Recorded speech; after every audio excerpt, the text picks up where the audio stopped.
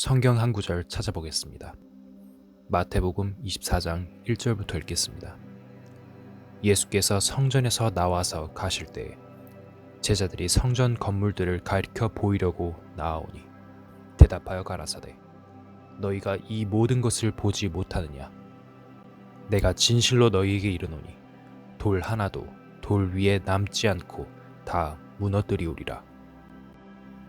예수께서 감람산 위에 앉으셨을 때 제자들이 종용이 와서 가로되 우리에게 이르소서 어느 때에 이런 일이 있겠사오며 또 주의 임하심과 세상 끝에는 무슨 징조가 있사오리이까. 예수님 당시 이스라엘의 수도 예루살렘에는 그때로부터 약 1000여 년 전에 지은 아주 웅장한 솔로몬 성전이 있었습니다. 그 성전은 후에 헤롯 왕에 의해 무려 46년에 걸쳐 아주 거대하고 새롭게 다시 지어졌습니다. 그 성전을 제자들이 예수님께 자랑삼아 말했습니다. 이 성전을 보십시오. 얼마나 잘 지어졌고 웅장합니까? 라고 말했을 때 예수님 입에서는 너무도 깜짝 놀랄 만한 말씀이 나왔습니다. 이 성전은 어느 날 돌 하나도 돌 위에 남지 않고 완전히 무너질 것이다 라는 말씀이었습니다. 그 자리에 같이 있던 제자들은 그 말씀에 대해 질문할 엄두도 못 냈습니다. 너무도 놀라운 말씀이었기 때문입니다. 그래서 예루살렘 건너편 한 오리쯤 떨어진 감람산으로 자리를 옮겼을 때에야 제자들이 그 이야기를 다시 물었습니다. 아까 말씀하시던 성전이 무너진다는 것이 언제 일어나겠습니까? 또 묻기를 언제 이 세상에 끝이 옵니까? 자, 다시 마태복음 24장 3절을 봅시다. 예수께서 감람산 위에 앉으셨을 때에 제자들이 종용이 와서 가로되 우리에게 이르소서 어느 때에 이런 일이 있겠사오며 또 주의 임하심과 세상 끝에는 무슨 징조가 있사오리이까. 주의 임하심과 라는 말은 예수님의 재림을 가리키는 것입니다. 예수님이 두 번째 이 세상에 오시는 것을 재림이라고 합니다. 그리고 이 세상 끝에는 무슨 징조가 있습니까? 라고 물었습니다. 그런데 성경은 이 세상에는 끝이 있다는 것을 미리 알고 이야기하고 있습니다. 예수님이 답변하신 마태복음 24장 7절, 8절을 보겠습니다. 민족이 민족을, 나라가 나라를 대적하여 일어나겠고 처처에 기근과 지진이 있으리니 이 모든 것이 재난의 시작이니라. 이 세상 끝이 올 때에는 큰 환난, 큰 재난이 오는데 그것이 시작이라고 말씀하셨어요. 이 말씀을 조금 생각해 봅시다. 지금은 조금 조용한 것 같지만 수십 년 이전을 생각해 보면 온 세계 민족이 민족 간의 싸움을 했습니다. 우리나라도 마찬가지입니다. 모든 민족이 공산주의와 민주주의로 갈라져서 대결하고 있었습니다. 그러다가 공산주의가 한풀 꺾이기 시작하면서 조금은 평화로운 기운이 돌고 있습니다. 이런 것도 물론 성경 속에 있습니다. 민족이 민족을, 나라가 나라를 대적하여 전쟁이 일어나고 다음 두 번째는 처처의 기근과 지진이 있다는 것입니다.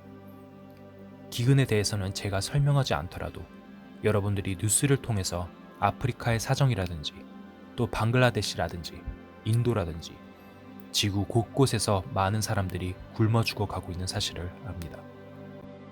아프리카 지역의 어린애들이 굶어 빼빼 말라서 눈은 뜨고 있지만 파리들이 눈에 달라붙어 있는 상태를 보셨지요? 굶어 죽어가는 상태입니다. 지금 이 세상이 바로 그런 세상입니다.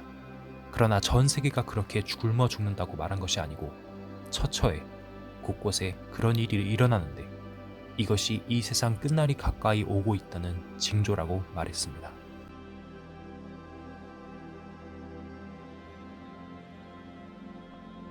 그 다음에 지진이 일어나고 있습니다. 여러분, 지진이 어떻게 일어나는지 아십니까? 저는 과학자가 아니기 때문에 잘 모릅니다만 이 지구 안에는 수천도로 타고 있는 열이 있습니다. 방사능에 의한 열인데 이 열이 땅속에 있습니다. 한국 사람들이 방바닥 밑에 불을 떼서 뜨뜻한 데 살듯이 우리는 지구 속에 있는 불덩어리 위에 살고 있습니다. 아찔한 이야기 아닙니까? 그런데 이 열이 그냥 가만히 있는 것이 아닙니다. 자꾸 움직이고 있어요. 움직이면서 안에 있는 물질을 자꾸만 녹여서 내보내고 있습니다.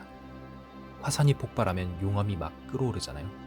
벌건 쇳물 같은 물이 막 끓어오르잖아요. 그것이 용암인데 그 용암의 열에 의해서 물질들이 자꾸만 녹고 있습니다. 우리가 살고 있는 이 지구 속의 열이 닿는 것을 다 녹이면서 땅 속에서부터 외부를 향해서 차츰차츰 나오고 있습니다. 그래서 일어나는 것이 지진과 화산 폭발입니다. 지진과 화산 폭발은 사촌쯤 되는 것입니다.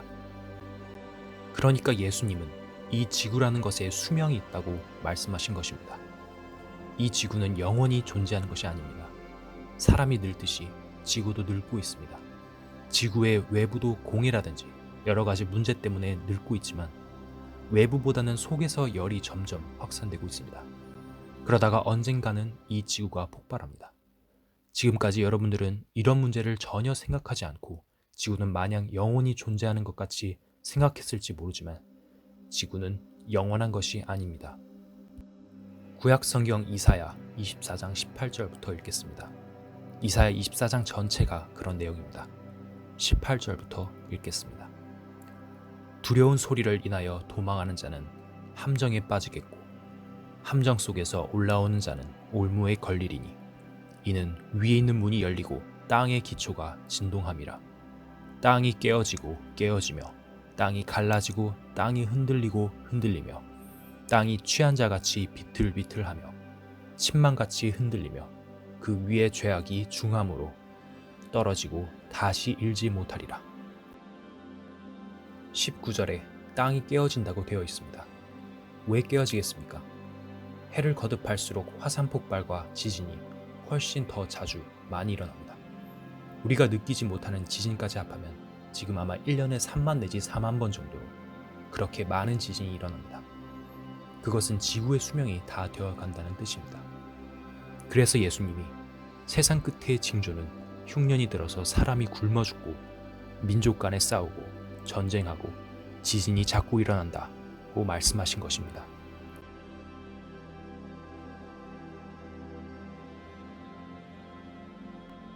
상식적으로 생각해 봅시다. 여러분, 태양이 무엇입니까? 태양은 가스 뭉치입니다. 가스 자체의 압력에 의해서 불과 열이 일어나 활활 타고 있는 것이 태양입니다. 지구도 가스 뭉치지만 태양은 지구보다 엄청나게 큰 가스 뭉치입니다. 그것이 지금 불타고 있어요. 자, 불타고 있는 것이 영원히 타겠습니까? 불덩어리가 영원히 타느냐는 것입니다. 차츰차츰 이 태양에 변동이 생겨나고 있습니다. 태양 한쪽에 불이 꺼집니다. 불이 꺼지면 그곳을 흑점이라고 합니다. 또 얼마 있으면 다시 그 흑점이 발해서 또 탑니다. 그러다가 태양의 열이 많이 식었다고 합시다. 태양의 불이 꺼져버렸다고 합시다. 그러면 지상에 사람이 살 수 있어요? 살 수 없는 것은 분명한 사실입니다. 우리가 생각해야 할 것은 눈으로 보고 손으로 만지면서 사는 이 세상은 절대로 영원하지 않다는 것입니다. 그렇기 때문에 성경에 이런 말씀이 있습니다. 보이는 것은 잠깐이요 보이지 않는 것은 영원함이니라. 사람의 눈에 보이는 것 중에는 영원한 것이 없습니다. 그런데 여러분 속에는 보이지 않는 생명체, 영혼이라는 생명체가 있어요. 여러분 속에 있는 그 영혼은 눈에 안 보입니다. 하지만 그것은 영원한 것입니다. 여러분의 육신은 절대로 영원할 수 없습니다. 시편 90편 10절에는 우리의 연수가 70이요 강건하면 80이라도 라는 말씀이 있습니다. 8, 90년쯤 살다 보면 대다수의 사람들은 죽습니다. 보이는 것은 잠깐인 거예요. 사람을 놓고 보더라도 사람의 육체는 잠깐이고 사람 속에 있는 보이지 않는 영혼은 영원한 것입니다.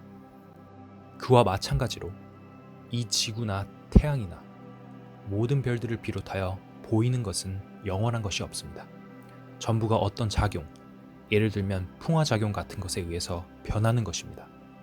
태양이라든지 지구가 굉장한 열기에 의해서 자꾸 변동되고 늙어가고 있는 것이 자연계입니다. 예수님이 하신 말씀이 틀린 것이 아니지요. 처처의 기근과 지진이 있고 민족이 민족을, 나라가 나라를 치는 이러한 일이 있을 때 그것이 이 세상의 끝에 오는 징조다. 이렇게 말씀하신 것이 우리들이 살고 있는 이 시대에 우리가 경험하는 문제 아닙니까? 이 성경은 허무맹랑한 소리가 아닙니다. 사실이 아닌 이야기를 해서 사람들을 속이고 오도해 잘못되게 만들려는 것이 아닙니다.